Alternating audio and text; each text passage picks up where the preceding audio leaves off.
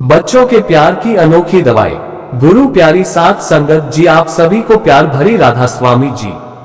स्वागत है आपका हमारे चैनल फेथफुल विजन्स पर। अगर आपको हमारी ये साखी अच्छी लगे तो लाइक, शेयर और सब्सक्राइब जरूर करें। गुरु प्यारी साथ संगत जी, आज हम आपको जो साखी सुना रहे हैं वह हमारे बुजुर्गों के जीवन के बारे में है। कैसे वह अपना सारा काम खुद करते थे और निरोगी रहते थे। काफी समय से मेरी नानी माँ की तबीयत बहुत खराब थी। उनकी देखभाल करने के लिए मामा जी ने एक नर्स रखी हुई थी। डॉक्टरों ने मेरी नानी माँ को जवाब दे दिया था कि इन्हें घर ले जाए और इनके पास जितने दिन है इनकी सेवा कीजिए। दवाइयों का अब उन पर कोई असर नहीं होता है। मामा जी व मामी जी दोनों सरकारी स्कूल में नौकरी करते थे। उनको स्कूल से ज्यादा छुट्टियां नहीं मिलती थी, इसलिए उन्होंने नानी जी के लिए एक नर्स रख ली थी जो दिन रात उनके साथ रहती थी और उनकी मन लगाकर बहुत सेवा करती थी। मामा मामी ने अपने दोनों बच्चों को हॉस्टल से बुला लिया था ताकि वह अपनी दादी का ठीक से ख्याल रख सके। दोनों बच्चे बार बार दादी के कमरे में अपनी दादी को देखने जाते थे। एक बार जब वह कमरे में गए तो दादी ने आंखें खोली हुई थी। बच्चे बहुत खुश हुए और अपनी दादी से लिपट गए और बोले, दादी आपको क्या हो गया है? आप तो बहुत अच्छा खाना बनाती हैं। दादी, हमें हॉस्टल का खाना बिल्कुल भी अच्छा नहीं लगता, क्या आप हमारे लिए खाना बनाओगी? नर्स ने बच्चों को डांटा और कहा, बाहर जाओ बच्चों और अपनी दादी को आराम करने दो।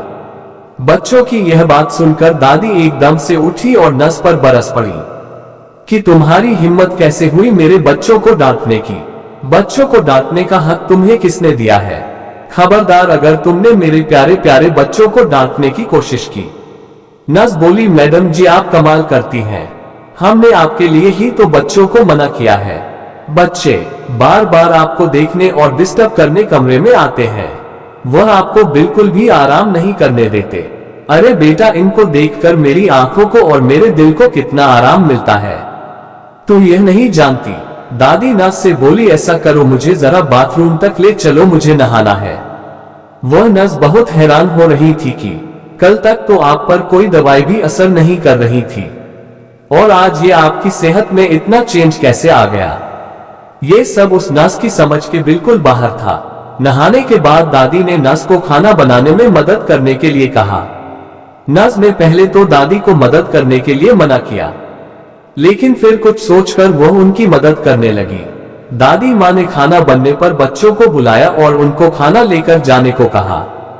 बच्चे बोले, दादी आपने इतने प्यार से अपने हाथों से हमारे लिए खाना बनाया है, तो अब हम आपके ही हाथों से खाना खाएंगे। दादी के चेहरे पर बहुत खुशी आ गई थी। बच्चे बोले, दादी हमने बाबा जी से हाथ जोड़कर आपके लिए प्रार्थना की थी। बाबा जी ने हमारी प्रार्थना सुन ली और आपको बिल्कुल ठीक कर दिया। दादी बच्चों के पास बैठकर उन्हें प्यार से खाना खिलाने लगी। बच्चों ने भी अपनी दादी को प्यार से खाना खिलाया। दादी की आंखों से खुशी के आंसू बहने लगे। बच्चे बोले, दादी आप रो क्यों रही हो? क्या आपको बहुत दर्द हो रहा है? क्या मैं आपके पैर दबा दूं? अरे नहीं, ये आंसू तो बस तुम्हारी बुआ और पापा को याद करके आ गए हैं। वह भी दोनों ऐसे ही मेरे हाथों से खाना खाते थे, पर अब तुम्हारी बुआ पर कामयाबी का ऐसा भूत चढ़ा है कि उसे तो खाना खाने का भी बिल्कुल वक्त नहीं है और न ही अपनी माँ से मिलने का समय। बच्चे बोले, दादी आप बिल्कुल ठीक हो जाओ, हम दोनों हमेशा आपके ही हाथ से खाना खाएंगे। दादी बोली, और हॉस्टल में पढ़ने कौन जाएगा? तेरी अम्मा। क्या तुम्हारे मम्मी पापा तुमको यहाँ रहने देंगे? दादी, अब हम हॉस्टल नहीं जाएंगे, हम दोनों यहीं पर रहकर पढ़ाई करेंगे। दादी ने अपने प्यारे बच्चों को अपने सीने से लगा लिया। नर्स ने जीवन में ऐसे इलाज को कभी किताबों में नहीं पढ़ा था। यह अपनों का साथ एक अनोखी दवाई थी जिसमें मिलजुल कर रहने की कला थी। दादी ने नर्स को कहा, आज के डॉक्टर और नर्स क्या जाने कि भारत के लोग 100 साल तक निरोगी कैसे रहते थे। दादी ने कहा, पहले सब लोग गांव में रहते थे, अपना सारा काम खुद करते थे, घर में गाय भैंस होती थी, उनका भी काम खुद ही करते थे। सभी परिवार वाले मिलजुल कर ही रहते थे। एक घर में कम से कम 15-20 लोगों का खाना अवश्य बनता था। खाना बनाने के लिए गैस भी नहीं थी, चूल्हे पर खाना बनाते थे। कपड़े भी हाथों से धोना, पहले हमारे पास कोई वॉशिंग मशीन नहीं होती थी, ना ही कोई मिक्सी थी और ना ही कोई कुकर। हम सारा काम खुद करते थे, तभी हमारे जीवन में कोई रोग नहीं था। मरते दिन तक आंखों पर चश्मे नहीं और दांत भी सही सलामत रहते थे। एसी कूलर वगैरह भी नहीं थे। ताजी हवा में छत पर सोते थे। किसी को जोड़ों का दर्द, कैंसर वगैरह ये बीमारियां तो हमने कभी सुनी भी नहीं थी। ये सब केवल परिवार का प्यार मिलने से होता था। नस तो दादी की यह बात सुनकर हैरान रह गई और दूसरे दिन ही दादी बिल्कुल ठीक हो गई। हम भी अपने बुजुर्गों के साथ रहे, उनकी सेवा करें, ताजा बनाए ताजा खाए। अगले दिन रविवार था। दादी ने अपने बेटे से कहा, बेटा बाबा जी ने मुझे बिल्कुल ठीक कर दिया, आज तुम मुझे सत्संग ले चलो।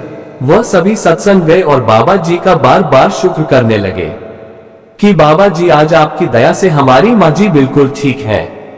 आपका बहुत बहुत शुक्रिया राधा स्वामी जी।